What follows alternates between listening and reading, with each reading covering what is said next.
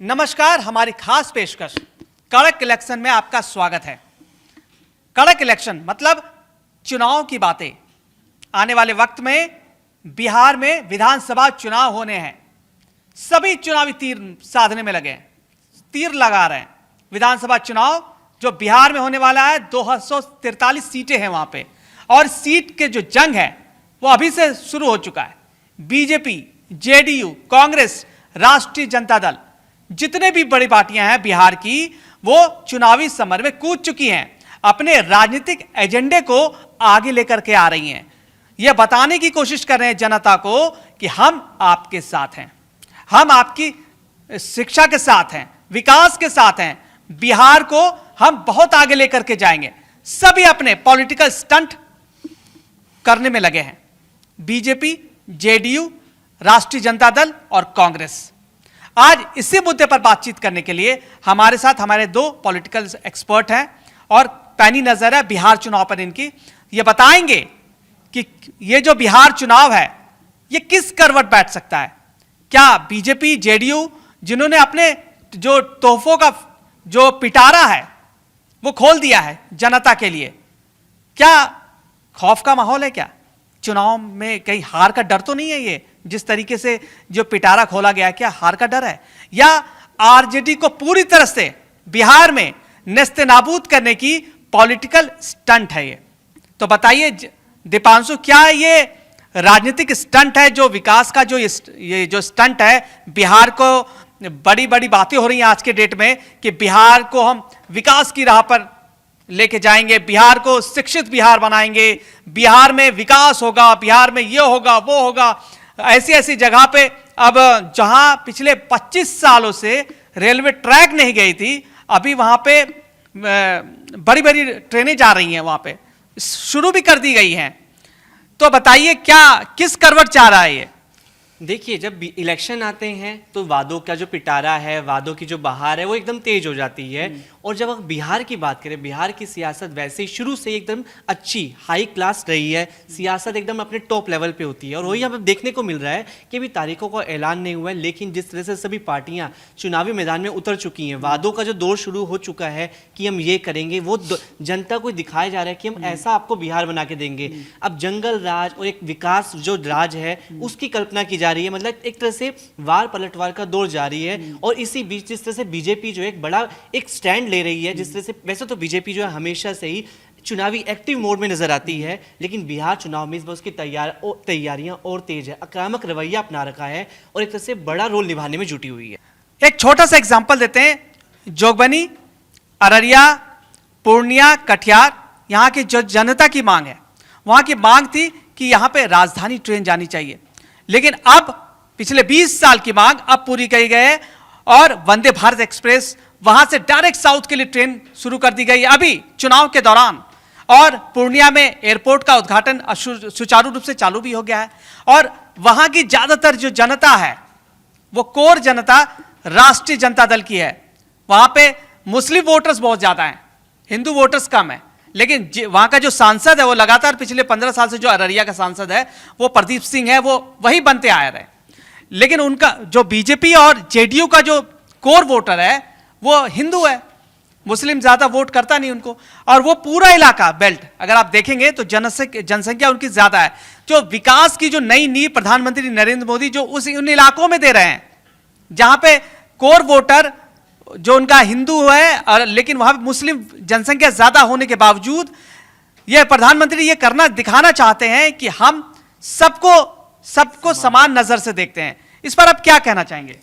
जो पीएम मोदी है, बीजेपी है, वो एकदम क्लियर मैसेज दे रही है कि हम जो बिहार में विकास पर जोर देंगे। वो युवाओं की बात करते हैं, महिलाओं की बात करते हैं, सुरक्षा का मुद्दा उठाते हैं और यहाँ तक कि यूथ एजुकेशन पर जोर देते हैं। मतलब यहाँ पर देखिए हर एक पार्टी जो है चुनाव में अपने जातीय समीकरण साधती है, धार्मिक तालमेल बिठाए रखती है कि मुझे इस इलाके से यहाँ पर ये बहुल के जो आबादी ज़्यादा है उसको सेंट्रिक टारगेट करना है। लेकिन साथ साथ बीजेपी इससे एक कदम और आगे बढ़ जाती है और यहाँ वो विकास की बात करती है। कैसे मुझे यहाँ पे रेल पटरी बिछा के लोगों को ये संदेश देने की यहाँ से ट्रेन जा रही है जो आज तक पहले नहीं गई है, जहाँ पे अपराध ज़्यादा था वहाँ पे अपराध का ग्राफ गिर गया है, जिससे पेश किया गया है कि नीतीश और मोदी भाई भाई, नरेंद्र भाई भाई हैं। ये सब जो नारे दिखाए जा रहे हैं वो एक तरह से स्ट्रेटेजी है कि उसी स्ट्रेटेजी के अकॉर्डिंग हमें बिहार को और बिहार के जो वोटर्स हैं उनको ये संदेश देना है कि हम पॉजिटिव सोच वाले हैं, हमें जो जातीय सियासत करनी है सबको, लेकिन उसमें हमें आपको बंधा हुआ नहीं रखना है, हमें विकास का भी काम करना है, हमें दिखाना है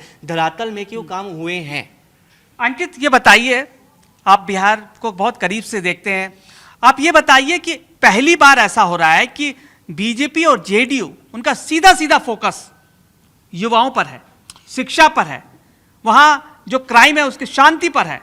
तो ऐसा क्यों? क्योंकि आरजेडी भी इसी फोकस के साथ आगे बढ़ रही है, बेरोजगारी को खत्म करना है, रोजगार देना है और जो वहां के अस्पतालों को ठीक करना है। तो पहली बार युवाओं को पर पूरा बीजेपी और जेडीयू का फोकस है। क्या उनको इस चुनाव में कुछ खतरा नजर आ रहा है क्या?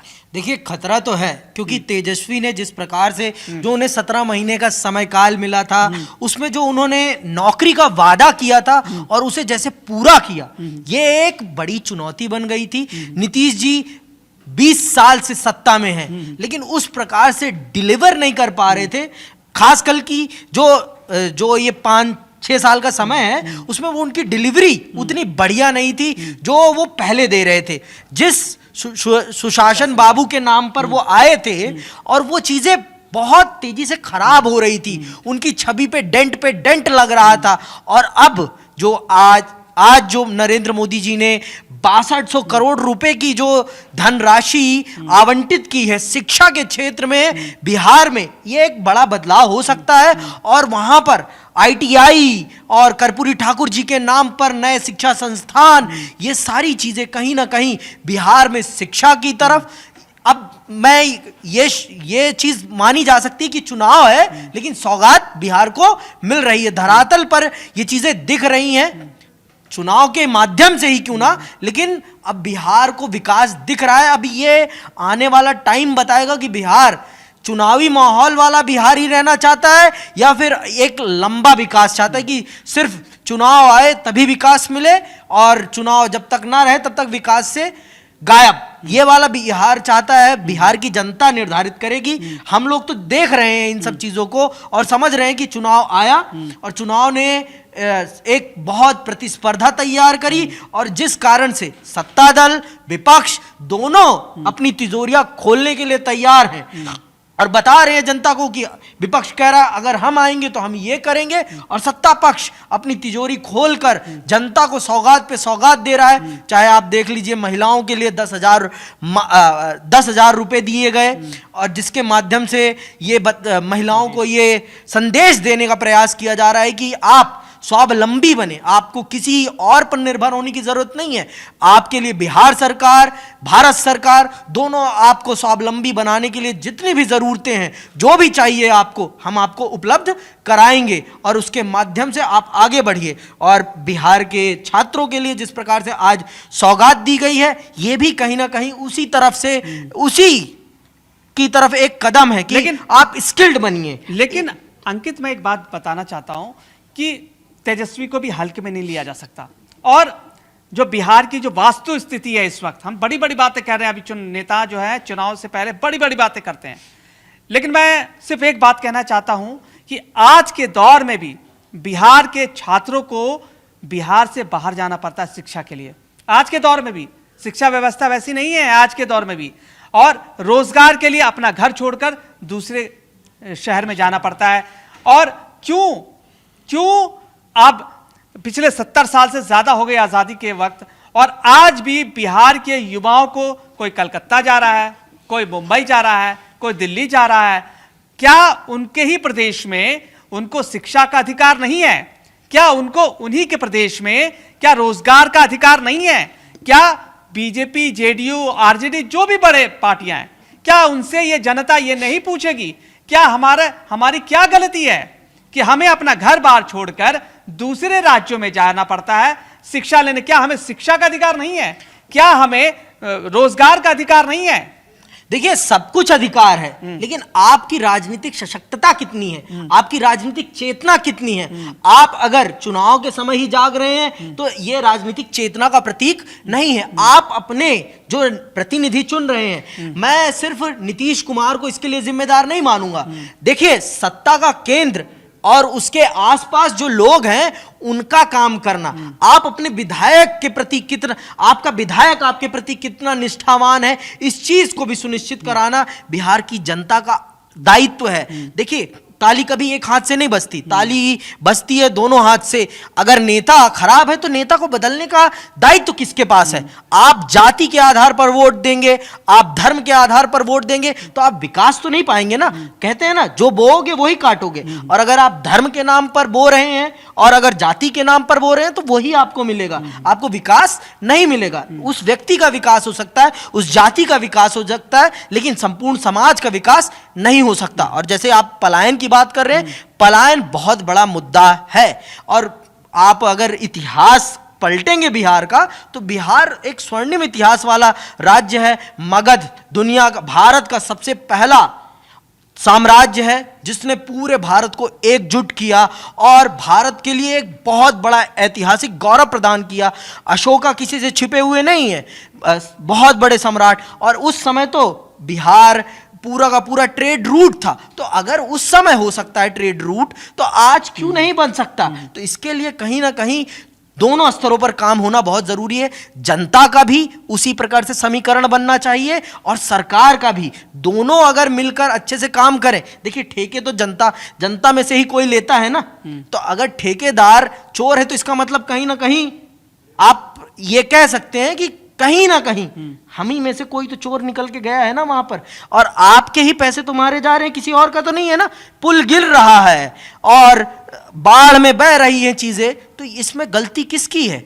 सब कुछ मैं सरकार के हवाले नहीं, मैं दोनों को इसके लिए जिम्मेदार मानता हूं। और आने वाला बिहार अब कैसा होगा ये बिहार की जनता तय करेगी और बिहार के नेता तय करेंगे। हम यहां जरूर चर्चा कर रहे हैं और हम अपने विचार जरूर रख रहे हैं, लेकिन एट द एंड तय बिहार की जनता को ही करना है कि उन्हें कैसा शासन चाहिए, कैसा प्रशासन चाहिए। शासन भी उनका, प्रशासन भी उनका, और तय भी उन्हीं को करना है मेरे ख्याल से। तो अब हम आपको बता देते हैं कि दिल्ली से प्रधानमंत्री मोदी ने बिहार को बड़ी सौगात दी है। विज्ञान भवन से 62,000 करोड़ की योजनाओं का शुभारंभ किया उन्होंने। बिहार के लिए एक दिन में बहुत बड़े बड़े ऐतिहासिक योजनाओं का ऐलान किया गया। 5 लाख स्नातकों को 2 साल तक 1,000 मासिक सहायता दी जाएगी। कर्पूरी ठाकुर कौशल विश्वविद्यालय की स्थापना की जाएगी। 4 विश्वविद्यालयों में नए अनुसंधान मतलब रिसर्च के सेंटर की सुविधा होगी और NIT पटना के नए कैंपस का लोकार्पण होगा। तो सवाल यह है कि क्या यह बिहार के युवाओं के भविष्य का नया स्क्रिप्ट लिखी जा रही है, नया अध्याय है, या चुनाव से पहले बीजेपी का राजनीतिक मास्टर स्ट्रोक है? इस मास्टर स्ट्रोक से आरजेडी को, तेजस्वी को धराशायी करने की कोशिश है? बताइए।